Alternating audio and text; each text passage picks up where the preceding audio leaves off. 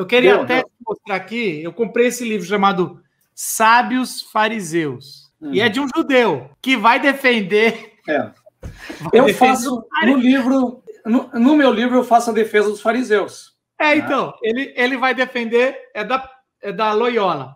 E aí, cara, eu adorei ler esse livro, assim, porque se aprende muito, gente, é legal. É lógico, ele vai colocar a culpa em Mateus, que foi escrever depois da queda do templo, ficou bravo porque foi expulso, foi acusado disso, e aí colocou...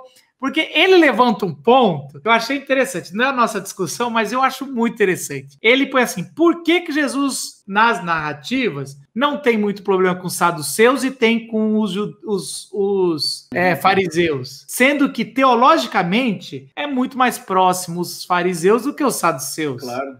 É interessante. Ele resolve essa questão, não é o jeito que eu resolvo, mas ele resolve porque, na verdade, quando Mateus escreveu, nem existia mais saduceu, porque morreram na invasão de 70.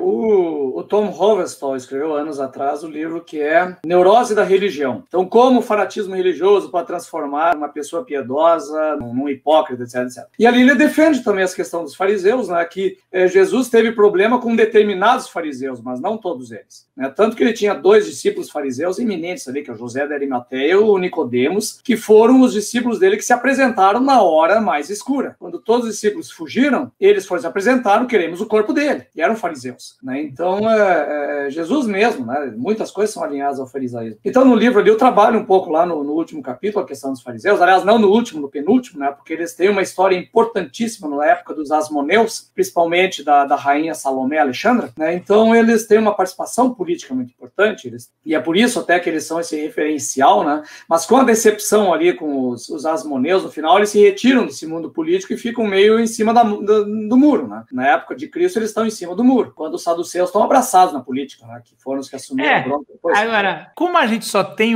a foto do retrato ali, principalmente nos evangelhos, aquela parte, é muito fácil a gente achar. Então eu faço uma defesa dos fariseus e até eu tenho um momento lá na conclusão que eu paro e boto um parágrafo inteiro assim, e digo, olha, por favor, não usem mais o termo fariseu como sinônimo de hipócrita. Não usem isso. Isso é extremamente ofensivo para a comunidade judaica, principalmente para o rabinato, porque muitos rabinos acreditam que eles são os descendentes intelectuais do movimento farisaico do tempo do Novo Testamento. Né? E muitos historiadores acham que sim, outros acham que não. Estava lendo esses dias o Goldman, né? Ele trabalha uma história do judaísmo, e aí ele defende que o farisaísmo é um defensor da tradição oral da Torá, que não estava escrita então, e que os que fizeram, que deram origem ao rabinato foram os sábios, né, que já estavam trabalhando com mais próximos do texto escrito em si, e que o fariseu seria uma espécie de antitexto, né, que seria defensor da tradição oral, que vai se fundir mais tarde com a Mishnah no século II. Né? Ali em diante vai acontecer uma fusão desses movimentos aí, mas ele defende uma separação. Mas a grande parte dos historiadores acham que o movimento farisaico ele deu origem ao movimento, né, do rabinato, né, que é hoje o judaísmo, né, o judaísmo hoje é rabínico. Né?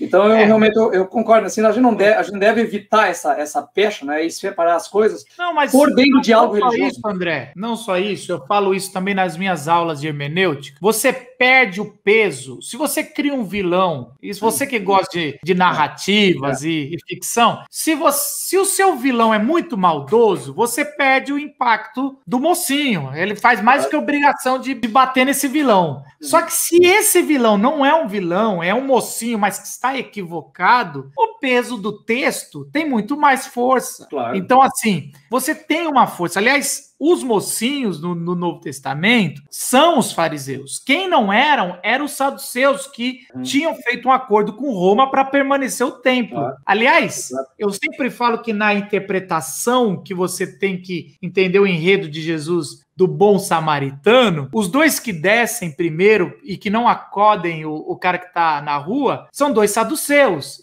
É porque é um levita e é um sacerdote. Na cabeça do fariseu que fez a pergunta para Jesus, quem é o meu próximo? ele tá na expectativa. É lógico, esses dois são traidores da fé pura. Quem vai ser a terceira pessoa que vai ajudar e não tá preocupada se vai perder a purificação e vai pegar na pessoa morta ou quase morta, é o fariseu. E aí Jesus inverte a parada, porque vai para uma figura muito mais odiada dos fariseus, que eram os samaritanos. Então, assim, você perde o peso se você já coloca o fariseu como o vilão. Então, isso já é uma grande sacada da nossa live. Eu gosto sempre de bater o sino, porque tudo tem a ver aonde você coloca na história, né? Claro. Os vilões. A gente já tem essa cabeça formatada entre mocinhos e vilões, né? Mas a gente perde algumas coisas também quando você pega um Paulo, por exemplo, usando a defesa de si mesmo e da qualidade da sua teologia, se declarando fariseu, né? Então a gente perde isso. Olha, eu sou fariseu, me respeitem, sabe? Olha da comunidade que eu debati, né? Então ele usa esses recursos, a gente tem que prestar atenção nisso. Já que a gente já está nesse tema, uma das outras coisas que eu estava lendo desse rabino aqui é que era muito comum, quando você vai ler ao longo do que foi os fariseus, você tem aí mais de um século de farisaísmo, você tem 2 séculos, 3, então você tem um tempo bom para entender os costumes. E um dos costumes entre os fariseus é o tempo todo fazer tipo uma prova surpresa oral. Então, se você é um homem de Deus, eu quero que você responda tal coisa. Só que quando a gente lê eles fazendo isso para Jesus, a gente pensa que é ofensivo. Porque, olha lá, tem uma pegadinha que é derrubar o nosso mestre. Porque várias vezes o texto tá assim, querendo provar Jesus, os fariseus perguntam. Só que isso era comum entre eles. Eles querem saber, eu quero provar para ver se você tá realmente zeloso. Porque se você se diz um rabino ou um fariseu, você tem que ser zeloso. Então, isso também, a gente de novo já coloca, mas isso é um costume entre os fariseus daquela época. Essa coisa da comunidade do debate, né? E isso é uma das questões que eu trago, inclusive, de uma espécie de, digamos, quase que uma assimilação grega, sabe?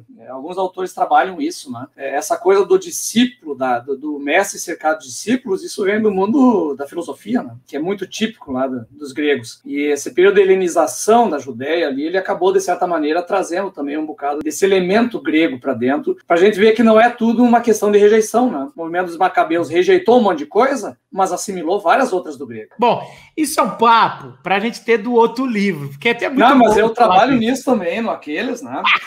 Como eu trabalho ele como essa jornada de Israel no meio dos povos, as coisas que eles vão recebendo vai sendo mencionada, né? Porque um dos problemas do Novo Testamento é que a gente está num contexto que quem manda é Roma, com latim, tudo. Só que quem comanda a cultura ainda é os gregos. Então, isso confunde muito para quem está lendo. Os textos estão sendo escritos no grego do povo. Então, Roma manda, mas quem manda mesmo é quem implementou a cultura e deixou, né? São esses casos de quando o conquistador é conquistado por quem ele venceu, né? Os romanos é um clássico caso desses, né? Eles foram lá, invadiram a Grécia, tomaram a Grécia, mas a cultura grega os engoliu, porque ela era uma coisa fabulosa. Aconteceu a mesma coisa com os Hicsos, quando, né, emergiram lá no Egito e se tornaram faraós, né, com nomes egípcios e tudo mais, né? Então, essas culturas monumentais, isso aí é o que acontece, né? Os persas também invadiram lá a Mesopotâmia e engoliram a Mesopotâmia, viraram Mesopotâmia.